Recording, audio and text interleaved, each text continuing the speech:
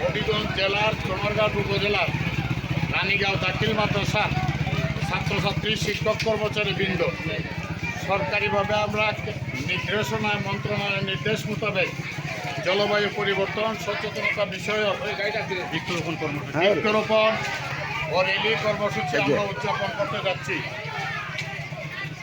যে আমরা জলবায়ু পরিবর্তন সচেতনতা বৃক্ষরোপণ রেলি আমরা রানীগাঁও দাখিল মাদ্রাসা ছাত্রছাত্রী শিক্ষক কর্মচারী বৃন্দ আমরা রেলি সুন্দরভাবে উদযাপন করার চেষ্টা করতেছি ইনশাআল্লাহ। সবাইকে ধন্যবাদ।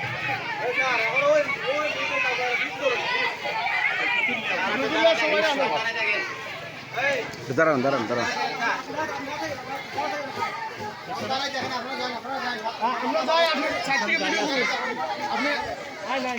ভিডিও করে